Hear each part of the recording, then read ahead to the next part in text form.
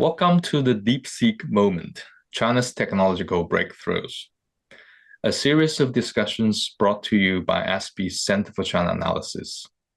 In this series, we dive into the pivot moments of China's recent tech breakthroughs. Those demand a rethink of how we engage with one of the world's most dynamic tech powers. Consider the most recent breakthrough from China's AI startup, DeepSeek. The R1 model rivals one of the best in the world. And here's the twist. DeepSeek achieved this with limited resources, a fraction of the cost, while navigating the U.S. tech controls and export controls on advanced semiconductors. And it triggered a global market sell-off in the technological companies. Such moment raised critical questions. What does it reveal about the current landscape of the U.S. China tech competition? And are the current export controls truly effective? And are they actually sharpening China's innovative edge? And what makes Chinese innovative system able to adapt and overcome barriers and sometimes leapfrog ahead? So in this series, we will examine such groundbreaking developments from China, from AI to nuclear fusion to robotics, trying to unpack the policy implications and lessons they hold for policymakers and the stakeholders globally. This isn't the Sputnik moment. This is something entirely new, the DeepSeek moment. We want to right-size it. So join us. Let's do it together. Thank you. We're so excited to launch this new series here at Center for China Analysis, the DeepSeek Moment. The series is all about diving into China's most surprising and disruptive tech breakthroughs, the wow moments like DeepSeek R1, nuclear fusion, or robotics, and unpacking what they mean in terms of policy and strategy. To kick off the series, today our webinar will focus on the moment that has been dominating the AI world, DeepSeek's stunning breakthrough and the shockwaves it has sent through market, policy, and global AI competition. I am Lizzie Li, a fellow on Chinese economy at Center for China Analysis, and I'll be moderating our discussion today. We are joined by three experts. First, we have Qiheng Chen, a fellow on technology at the Center for China Analysis at SB. And we have Paul Triolo, honorary senior fellow on technology here at CCA. And last but certainly not the least, we have Jenny Xiao, a partner at Leonis Capital, where she focuses on investing in cutting-edge AI and frontier technology startups. Thank you so much for being here. So I'm going to start with an overview. Jenny, can you help us walk through DeepSeek's origin story, its founder, its vision, and what sets a company apart? Yeah, no, that's a really interesting question. I think a lot of people, both in the US and China, are caught by surprise by the launch of DeepSeek, especially DeepSeek V3 and DeepSeek R1. So DeepSeek was actually founded back in 2023, and its founder, Liang Wenfeng, was actually a hedge fund guy before starting AI. I saw this really funny tweet yesterday that we're getting free AI from a hedge fund, but we're paying $200 for AI from, so-called OpenAI. So yeah, Liang has his roots in the hedge fund and trading world, and he started a hedge fund. I don't know the English name of it. I think it's called High Flyer. In Chinese, it's called Huanfang. And he's been a big name in the hedge fund trading world for a really long time before starting DeepSeek. And he's always been an AI enthusiast. I remember back in 2022 hearing about Liang buying tens and thousands of GPUs. This is before the GPU ban. And I was like joking about it with my friends in the investor world. And we're like, oh, well, these hedge funds think they're going to train AI models now. And we meant that to be a joke, right? But nowadays they have one of the best AI models in China. So that's the founding story of the company. I think just like the other AI labs in the US, they're very interested in building AGI. They're interested in doing that in a more efficient way compared to like the big tech companies in the US. Right, and efficiency seems to be the key here. We know DeepSeek has managed to achieve incredible performance with significantly fewer resources than its Western counterparts. So, Jihan, I'm going to turn to you. In layman's term, what makes DeepSeek's approach so innovative, and how did they pull this off despite the challenges, especially export controls? So what DeepSeek did was a series of incremental innovations. Some are continuous innovation we found in other models. Some are more original. I'll just give you an example. The mechanism called the mixture of experts. So that's the idea is that in the training and inference, instead of activating all the nodes, you only need to activate a portion of that to save the computational cost and also the memory cost. We saw that in the GPT-4 model, and then DeepSeek built on that to make it even better. And there was also some other innovations that we saw more original from DeepSeek. For example, the multi-head latent attention mechanism, which reduced the memory usage, and also DeepSeek to circumvent the inability to access more advanced GPUs. It did a lot of low-level innovation when it comes to the interchip communication between the GPUs. And all of these together made it possible that they can deliver such a performance with only a fraction of the would-be cost of those models. Right, incremental smart engineering and software solutions. And that certainly raises questions about the effectiveness of US export controls on hardware. Paul, you've written extensively on this topic, especially I just really enjoyed your most recent newsletter on the topic. So tell us a little bit more about what does DeepSeek's success review about the limits of these export control or these hardware restrictions? And how do you see China's innovation ecosystems compare with that of the United States? Wow, yeah, a very large topic, but a great question, Lizzie, and great comments from the other panelists.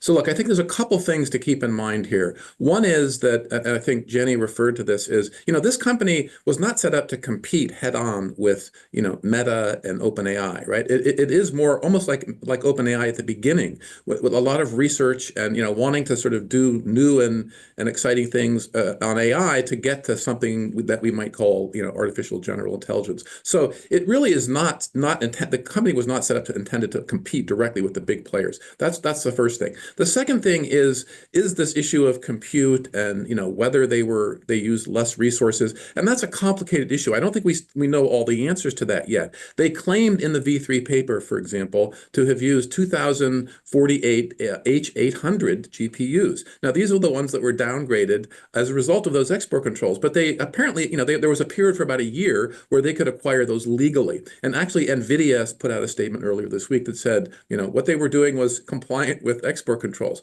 And to get to Jihan's point, what they did is they did this low-level program that basically made those H800s as good as the H100s. And those are very powerful GPUs. So they had certainly some access to pretty good compute. Now, there's a lot of skepticism that they could have done all this with just those 2048 GPUs. And so today, for example, we had David Sachs, the new AI crypto czar at the White House, claim that OpenAI is concerned that they may have used some type of distillation, which is a process of training a smaller model using a larger model that's more capable. All the big players are doing this right now. And so that would have required access to the API, OpenAI's API. So there's still a lot of concern around and sort of uncertainty about exactly the full range of things they did to train this model. In the paper, for example, they say they used $6 million roughly worth of GPU compute time just to train the model, this one version of the model. They did say in the paper that doesn't account for the full cost of all the other things they were doing around this model. So we have to keep that in mind.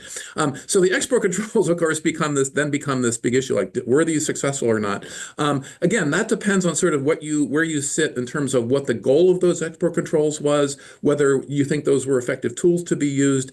My sense is that, yes, the controls pushed a company like DeepSeek and other companies in China to innovate around the controls, and that's an ongoing thing. We see that with Huawei, we see that with SMIC, innovating around the controls to try to continue to advance their technology roadmap. Now, it's complicated because, the pushback from U.S. export control people is we have to give the export controls time to work because the H800s, were eventually controlled, and the October 2023 controls, for example, haven't really fully been felt in China. And so the jury is still out on, whether the controls are effective, for example, in significantly slowing Chinese companies' ability to access compute and get to to keep pace with the global leading companies. So the jury is still out on that. I think at a minimum, though, it shows the limitations of export controls, right? I mean, you can't control everything. There's ways around things. It's going to cause innovation. It's going to cause collateral damage. I mean,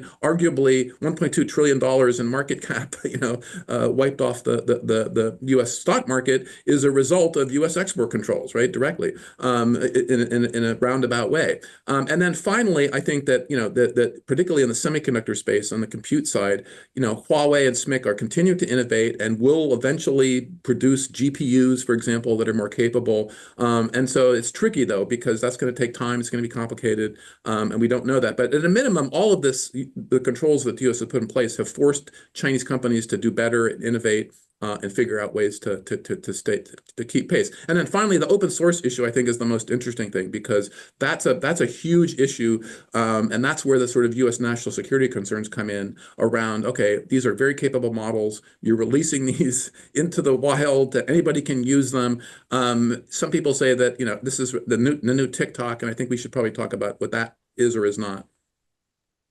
Well, thank you so much. So, Paul, we're going to sort of go back to sort of whether there are alternatives to export control at the end of the webinar. But you mentioned this $1 trillion wipeout. So let's turn to Jenny now. DeepSeek's rise triggered a market panic, particularly for major tech players like Nvidia. So, Jenny, do you think the market reaction was justified? What does this mean for major US AI firms going forward? I think markets are always pretty emotional, especially if you have, a bunch of hedge funds like trading at the same time, and they need to make sure that they're not losing, massive amounts of money. The idea isn't for them to maximize how much they can make, but rather to hedge against, any sort of risk. And I think DeepSeek definitely revealed that there's a systematic risk in the U.S. Public security space, because for the last 2 years, one of the largest growth factors in US equities has been this AI story. All the big tech companies have an AI story, and DeepSeek is like a little needle that pokes a hole in this large bubble and says, okay, well, actually something is wrong with this narrative.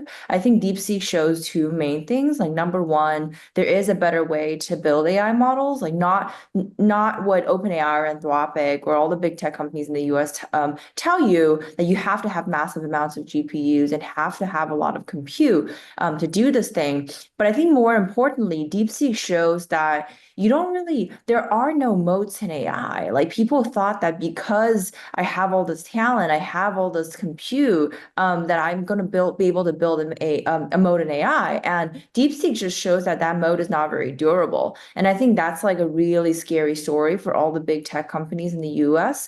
But now, is the reaction overblown? I think 100%. It does show some systematic weaknesses in the AI narrative for investors, but at the same time, long term, I'm still very bullish about Nvidia. And in fact, the day that DeepSeek tanked the market, I was just sitting, at home, and I was just buying more Nvidia. I was like, okay, this is a long-term growth, growth stock, because because DeepSeek is so cheap to train, and also because it's a lot more efficient to run than the OpenAI models, it's going to be great for the startup ecosystem. It's going to be great for all the end users of AI models, and it's going to lead to more and more people and companies, having their own chips, maybe like in-house, deploying on-prem instead of having to use really high-end GPUs through cloud clusters. So yeah, I think in the long run, it's actually good for US tech and innovation, especially for Nvidia, but also for the other big tech companies, because it forces them to use their chips more efficiently. Right. And I think later we can, get to this discussion on sort of inference versus, model training a little bit more. But before that, so Jenny, you already alluded to this. I've seen a lot of references, especially in the media, to this, Jevons Paradox, a term I've only heard previously in sort of energy use context, right? So as energy gets cheaper, people actually consume more of them. So Jill, I'm going to turn to you. Can you sort of explain to us what that term means, Jevons Paradox, in an AI setting, and why do we think it's relevant here when we discuss, sort of the future for companies like Nvidia?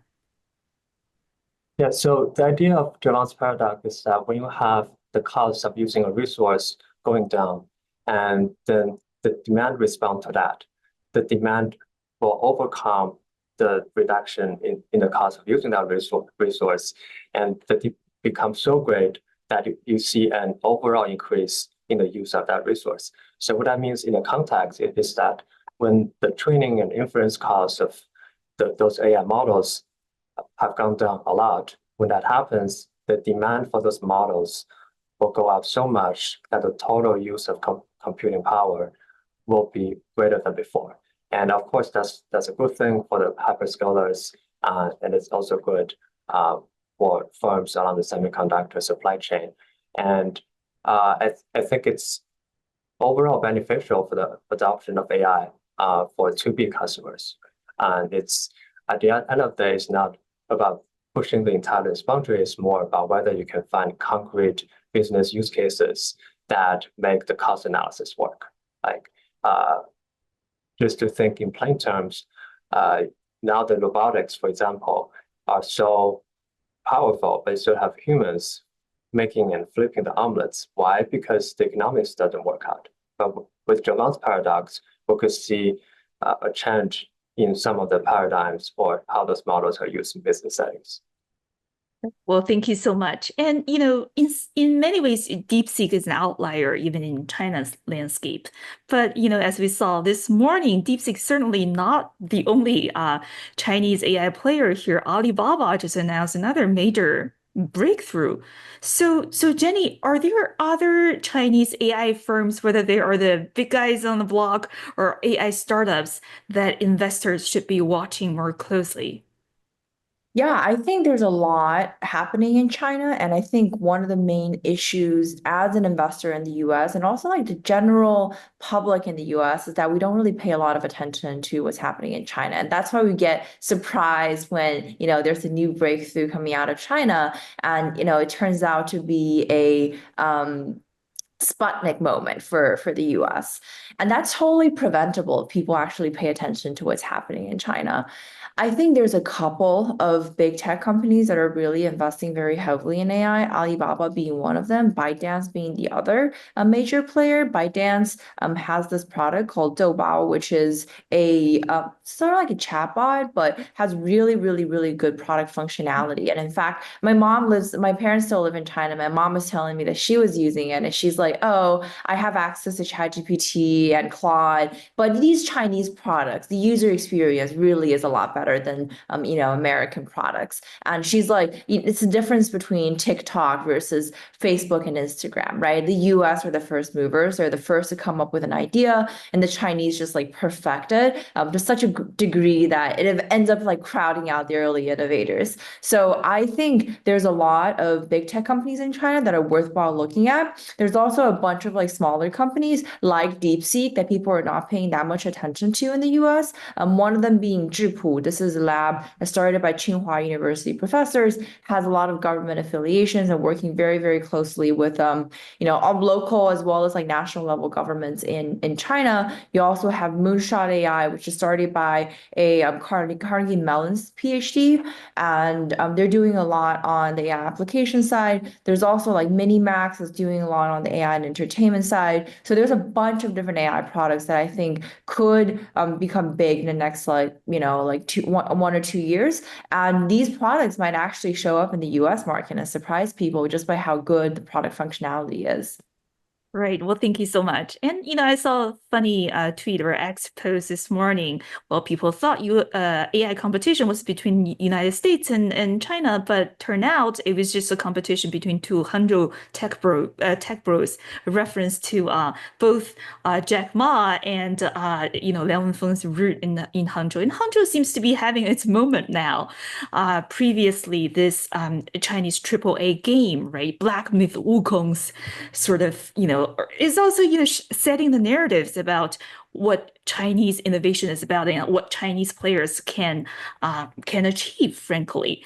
So, Paul, I'm going to turn to you next. What are the next big AI or tech breakthroughs from China that might still be under the radar at this point?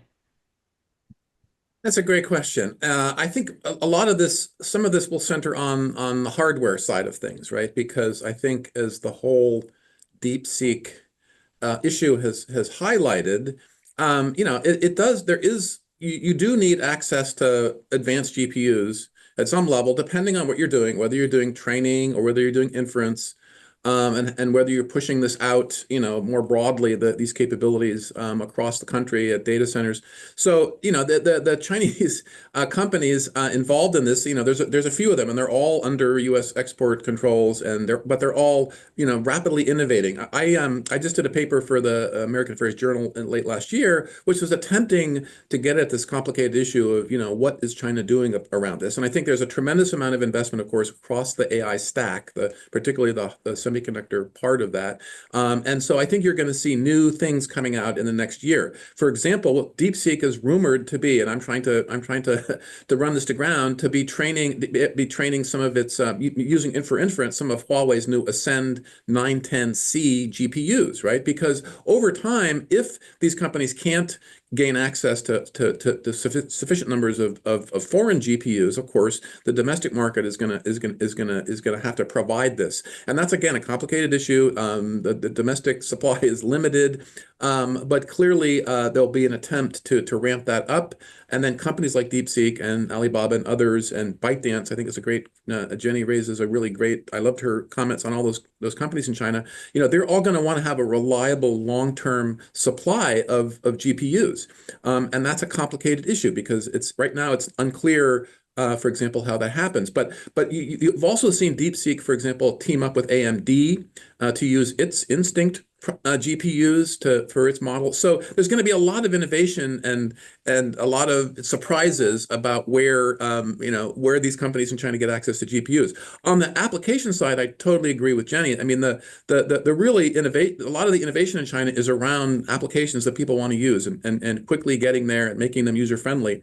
And so I think we're going to see that area really expand, particularly on smartphones. So, for example, Baidu and other companies are working to get the AI applications on the phone. It's a complicated issue, which gets to another issue we should talk about, which is sort of interoperability. So Apple, for example, as part of Apple Intelligence, is trying to comply with Chinese regulations and use an approved set of AI models as part of Apple Intelligence. But it's a very complicated suite of applications on the iPhone in China, and they want to, for example, test those models to their specifications. And the question is, where do they do that? Where do we get to some agreement across borders that these models have gone through some kind of approval? This is going to be a big issue in Paris in a couple of weeks, where I'll be at the Paris AI Action Summit. There'll be a lot of Chinese Chinese companies there participating in that, and the Chinese government will be there. So all of this, including the whole DeepSeek issue, raises the issue of how do governments think about these models, both in terms of the security around those and preventing the misuse of those models, and then also figuring out how companies can work across borders to deploy those models in useful industrial applications. The fact that DeepSeek is now on my phone and on lots and lots of computers in the U.S. is really interesting, right? Because I don't think anybody, for example, in Washington thought of this, right? We were thinking the U.S. might control, for example, open source models for use in China, but now a Chinese open source model is all over the U.S. AI ecosystem. And so this highlights the necessity of people thinking about how do the U.S. government and China collaborate on this issue, so to prevent some of the national security concerns that are legitimate, these models being misused for cyber operations or designing, weapons of mass destruction. This highlights the need for that collaboration. Instead, though, what we're seeing out of Washington, in large part, are what I call these conspiracy theories, right? Like that this was all a Chinese government psyop to somehow undermine the U.S. stock market. So the problem is having a really rational dialogue about this, getting to a point where the two governments can talk about this, because this really highlights the importance of doing that, both for sort of the national security side, but also for the commercial side, which is, how do we get interoperability here so that we're not running around trying to figure out, where the next model is going to be used, and companies don't have to jump through too many hoops to be able to use those models in useful ways that people want, both in China and in the US and in, Europe. Right. And Paul, you mentioned data security. DeepSeek certainly, its rise has not been without controversies. Data security, and as you mentioned, whether it's using Nvidia's H100 chips or domestic player Huawei's chip, and there are also censorship concerns. They've all come up.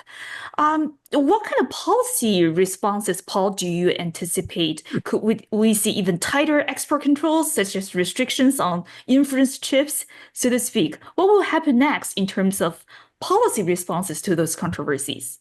This is the $6 million question, using the alleged cost of the trading of the V3 model. Look, I think that there's a lot of consternation about the response to this. For example, people are saying that DeepSeek is sending U.S. data back to China. Well, look, this is the way the internet works. This is the way these AI models work. Not all of the instances of DeepSeek's models being deployed in the U.S. Some of them are being deployed locally in the U.S., so the data is not going back to China. But it's ironic in the extreme that just this week, with Google and Apple removing TikTok from their stores, the data from the U.S. users of TikTok is stored in Texas in an Oracle secure enclave, right? It's pretty well protected. DeepSeek's, some of the data that people are providing to DeepSeek in terms of queries is going back to servers in China, right? So it does raise a real dilemma for those who are concerned about the security issues around Chinese applications. So there's already talk in DC. One of the co-chairs of the China Select Committee, for example, is talking about the need to really crack down on DeepSeek, potentially using some of the authorities and that were in the law that was seeking the divestiture of TikTok from ByteDance. And so I think we're going to see a lot of churn in Washington over the next couple of weeks about how the U.S. government responds to this. But it's really tricky, right? Because this model is not an app only, right? It's on lots of computers now in the U.S. And so far, the U.S. government has not figured out how or whether to control the release of open source models. Again, this highlights the challenge there, because in the AI diffusion rule, for example, that was released a couple of weeks ago, there was an explicit decision not to try to control open source models or open weight models. And so this is going to be part of the debate in DC is, okay, wow, now a Chinese company sort of unexpectedly out of nowhere, has put out this product that everybody wants to use in the open source community. What do we do about it? There's no easy solution to this, right? I mean, there are authorities that can be used, but it would involve trying to figure out how to control open source software. And I don't think that the regulators in DC have a really easy solution to this. They might might put DeepSeek on the entity list, for example. But they, again, it would have to. I'm not sure what the justification would be for that, right? So they have to come up quickly with a justification and to use some of those existing tools. But this is a great example of how the export controls, for example, are ill-equipped to deal with this kind of a scenario. If you're concerned about the potential national security implications of a Chinese AI app sort of being deployed widely in the U.S. So it's really a fascinating challenge, if you will, to the regulatory system. I don't think the new administration really has a solution to this. Nobody is in place yet in Washington, right? It's only the second week in D.C. People at Commerce, they're still not approved. The confirmation hearings haven't been completed. So there's no real team in place to figure out what to do about this. So over time, I think there will be responses from Washington, but I don't think they figured out what to do yet. Great. Well, thank you so much. And, to wrap up today's conversation, just wanted to take a step back and invite our panelists to, sort of look at the bigger picture. As Paul said, the policymakers, well, they don't seem to have figured this out yet. But, our brilliant panelists, do you see broader lessons the United States can take from China's approach to innovation?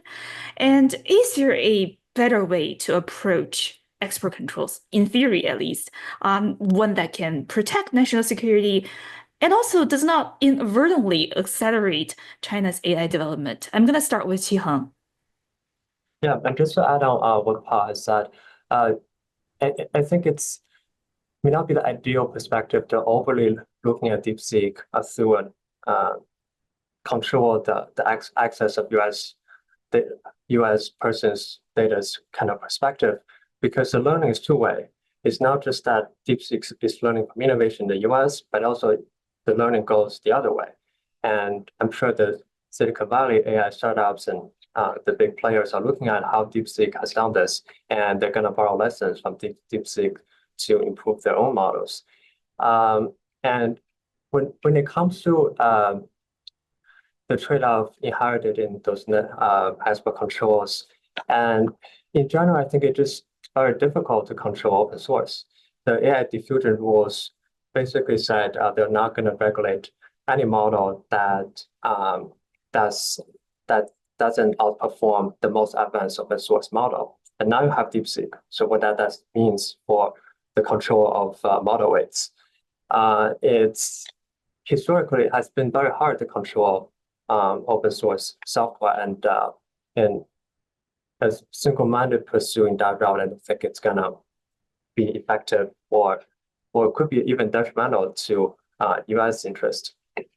And ultimately, I think you have to think when you have those rules, and it's typically having a negative impact on stakeholders outside of the United States and beyond the hyperscalers, and what that means for those local players and how to get them on board. I think thinking through those problems will be a very critical step in iterating the next steps of export control. Well, thank you so much. And Jenny, I'm going to turn to you. What are the lessons and what are the practical solutions? I think what's interesting about the AI arms race is that it's not an AI arms race between Americans and Chinese. It's really an AI arms race between the Chinese in China and the Chinese in the US. You go to any AI conference, you go to any AI company, it's more than half Chinese. A lot of these AI leaders are Chinese, and I think the AI arms race really is a talent issue. And clearly the Tiger Moms are doing something right in both the US and China to educate these, incredibly talented researchers. Now, I think export controls are actually a bad idea, not because, export controls are effective or not. I don't want to go into that debate. I think they're really bad because it leads to the further securitization of AI as a topic, of GPUs as a topic. And why is that bad? Because this kind of like turning AI from like a private sector issue into a national security issue just, really makes policymakers alarmed about anything that has to do with AI. And this actually is bad for talent inflows and outflows. Just, I don't know if how many of you have, still remember that back in 2020, Trump had, this executive order that banned Chinese students from studying in the U.S. Like a lot of people who wanted to come to the U.S. for their master's degrees or PhD degrees in sensitive technologies like AI weren't able to get their visas. Well, where did these people end up, right? They ended up working for DeepSeek. If you look at the employees of DeepSeek, a lot of them work at these sensitive, national security sensitive, universities that were blacklisted by the U.S. so that they can't come to the U.S. and they have to stay in China. And, they ended up working for Chinese AI companies. And I have a lot of, brilliant AI researcher friends from China who want to get a visa to come study in the US, or they want to come to the US to start a business. They want to come to the US maybe just to visit people. And, they get sent back right to China, even if they get the visa. And sometimes they don't get the visa at all. So I think turning AI into a security issue prevents the US from getting the best talent in AI, and it sends people right back to China. So I think that's the big issue here. Right. Talent and also, sort of more open collaboration. Paul, what's your take on it? How can the United States do better than export controls? I have a lot of thoughts on this, and I really think Jenny's comments were brilliant. I mean, I think that, yes, I think that there are clearly national security concerns around a small part of AI, but the bulk of the use of these applications is going to be for civilian uses, right? I mean, healthcare, productivity, computer, code generation, and climate change, all these things that we want. And so by focusing narrowly on sort of the negative parts of this, and national securitizing it is really, I think, is short-sighted. And I think the problem is the wrong question is, are the export controls effective? The question should be, how do we want to live in a world where the US and China can both be developing AI and collaborating together with other key governments and parts of the world to address that narrow set of issues that is of concern, but to focus on the good that AI is going to be bringing to all these other sectors. And so the export controls have really also just had inflicted a lot of collateral damage on U.S. industry, on supply chains, on U.S.-China relations, and in fact are working against efforts to try to get collaboration in this space. And so if anything, the DeepSeek example highlights the real need for governments, to sort of tackle this issue of how are we going to address those legitimate concerns around national security without sort of, blowing up the whole innovation cycle in the AI sector that everybody believes we need and want and is investing heavily in. So and then finally the open source issue is really, really important, because there's a real huge debate right now, even before this, between Meta, for example, and the proprietary developers of AI. And this week we had Jan LeCun, the chief scientist at Meta, really applaud the DeepSeek effort and say, look, yeah, we're going to benefit from this. Meta has set up a war room, and they're going to benefit from the innovation that DeepSeek has done here. This is how the open source community works, right? And people like Jan LeCun are praising this as a good thing, right? So there's complications around, was OpenAI's API, did they distill some stuff from OpenAI? That issue will be examined. But I think in general, the idea of the movement to open source, and whether that's the way to go, has gained a lot of traction this week. And that again raises the issue of okay, how do governments think about this? Because as the open source models become better and better and closer to the proprietary models, somebody has to think about, what kind of a framework do we want to have around AI governance, and both again to mitigate the risks, but also to promote so that we can promote the innovative side of this in a way that everybody benefits from. And I think a lot of more hard thinking needs to go into that, because right now, the reaction in the U.S. is fascinating. It's mostly, conspiracy theory about about this, rather than, wow, this is a really, inflection point for understanding the importance of open source AI models and how the world thinks about those going forward, in both, beneficial ways primarily, and then also, getting a handle on how to make sure that, that malicious actors don't get their hands on these things so easily. So, it's a great moment in some sense, and I totally agree with Jenny, with comments from Jenny, that this is if we make this all about the sort of national security part of this, then that's bad. And then the other, finally, that's bad for U.S. China relations, right? And I've written extensively on this because, again, people forget, and we haven't even mentioned Taiwan here, but the hardware basis for a lot of this is sitting 100 miles off the coast of China, and so that has to be taken into account. There's a bigger geopolitical picture here, and all of that points to the need to rethink some of the justifications, for example, for the export control regime that some in DC are still saying, that we need to tighten in response to something like this major development with DeepSeek. So there's something for everybody in this, but I think the bigger people have to keep their eyes on the bigger picture here. Thank you so much. I also love Jenny's comments on Tiger Mom. Let's commiserate offline. But this has been a fascinating discussion. I want to thank all our panelists for sharing their insights. And to our audience, if you found this discussion valuable, please stay tuned for more in this series, The DeepSeek Moment from CCA at the Asia Society Policy Institute. We will continue to track the latest development, not just in AI, but the broader U.S.-China tech competition. Thank you so much for being here with me today, and see you next time.